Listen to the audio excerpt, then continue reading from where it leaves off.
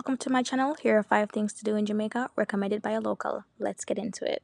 Starting off with Lime Keys, located in Port Royal, Jamaica. This key is a 15-minute boat ride off the coast of Port Royal, and Port Royal is not too far from the Norman Manley International Airport. In order to book a trip, you need to contact the boat owners and make arrangements as it relates to your drop-off and pick-up time. The pick-up location is usually a boat dock behind Gloria's restaurant, so if you need a bite to eat, a restaurant is not too far away. My charter was $4,000 for 2 adults. If you have 4 more adults, it'll be $3,000 per person. Kids 4 years and older is $1,500 or 1,500 Jamaican dollars, and kids under 4 are free. It's also important to note that these prices may vary. I personally went twice. I absolutely loved it. You can bring your own food and drinks. It is a relatively private beach area, has good scuba diving spots, and is a really nice place for a picnic. There are also really nice picture spots for a photo shoot, and if you're worried about the sun, you don't have to be because there are trees for shade. There are also always people working on the beach that provides security and keeps the area clean. Port Royal itself also has its own attractions, so you can check those out as well on your way out. Next on the list is Mystic Mountain.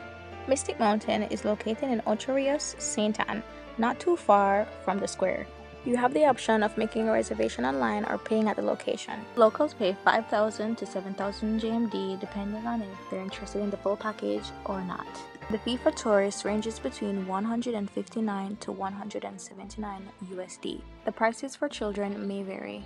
Mystic Mountain, as the name suggests, is a mini amusement park located in the mountains. You have to ride the Sky Explorer chairlift up the mountain to reach the park, which is a ride in itself. If your package includes the zipline experience, I highly suggest that you do the zipline experience first. This is due to the fact that the zipline takes you back down the hill. Then once you've completed the zipline, you'll have to ride the chairlift back down to the entrance, then up the hill again. The bobsled ride was my all-time favorite. The absolute thrill from going down the hill and around the corners in the forest at such a high speed was a literal breathtaking experience. The Ragamuffin was also good, but would have been great had it been a longer ride. They also have an outdoor pool so you can bring your swimwear. I'm not sure if you can bring outside food because I fully intended to purchase food there. And they definitely did not disappoint. The portions and taste were definitely up to par.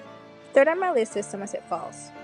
Somerset Falls is located in Orange Bay, Portland. In order to get to the picturesque parish of Portland, you have to drive through a few other parishes, which is quite a scenic route. The price for locals is 1,500 Jamaican dollars for guests 13 years of age and older, and children 5 to 12 years old is 750 Jamaican dollars. And for tourists, it's $25 US for individuals 13 years and older, and children between the ages of 5 and 12 years old are $15 US. The grounds have a small bird feeding area, water slides, and of course a pool. If you are a fan of swimming but not so much a fan of chlorine, there's also a swimming area that's close to the falls. Once you make your way up to the staircase, it'll lead you to where the boats are docked. The boats will then take you on a tranquil ride between the waterfalls. Once you make it all the way to the top, you have the option of getting off the boat and spending some time under the fall and taking another boat back out.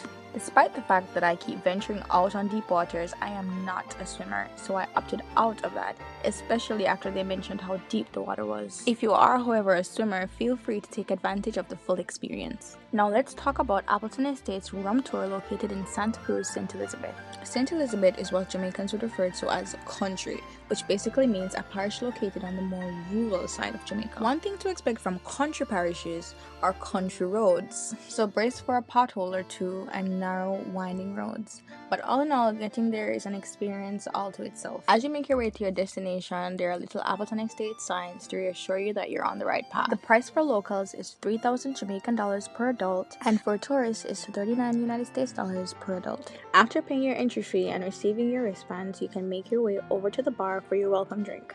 Or 2. Please drink responsibly. While in the reception area, feel free to check out the paintings and maps on the wall and all the items they have on display while you wait. After your welcome drinks, the tour guide will receive you from the waiting area and take you to your first stop. Your first stop will be a small theater where they'll play a little video on the history of Appleton Estate. The next stop takes you outside to see this donkey I call Frederick to explain the old sugarcane juicing processes. While outside, I do advise that you take pictures as you go along the tour. I really appreciated the fact that this tour was interactive. They gave you a taste of sugarcane as well as molasses, which are both safe for kids, so don't be scared to take them along with you. We were also given a look inside a distillery, but we were asked not to film inside. We were then taken inside the warehouse where we were shown different ages of rum and the science behind it was explained. The final leg of the tour ended inside where we were able to do a bit of signature rum taste testing. I am not a huge fan of alcohol and I had a good time, so this tour is not limited to only lovers of alcohol. A lot of useful information was imparted and I was also delighted with the fact that the tour was very interactive. If you have some spare time on your hands, you can also take a drive through Holland Bamboo,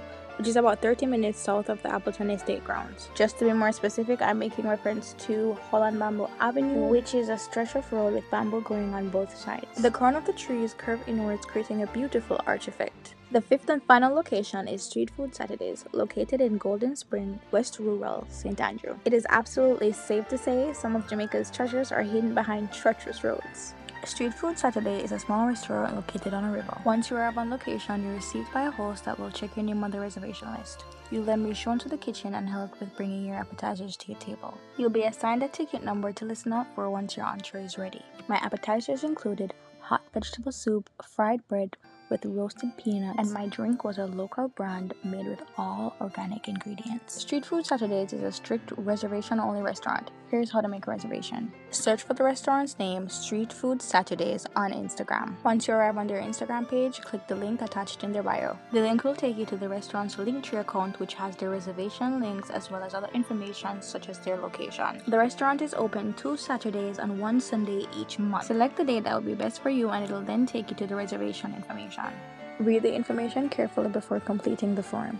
After entering your contact information, which is your first and last name, phone number, and email address, you're asked to enter your preferred seating time. You're also asked to enter the amount of people that will be in your party. There's a 500 Jamaican dollars charge per head. You are then asked to enter your meal of choice and in their respective quantities. In conclusion, the overall price does differ from person to person and group to group. There are several variables to consider, including the meals being offered. Overall, the food portion was good, the taste was delectable, the ambience was divine. The staff members were super helpful and even got me a few videos and pictures. The river water was also a bit cold, so brace for that. Leave a comment with your review if you've been to any one of these places. Remember to like and subscribe. Thank you for watching.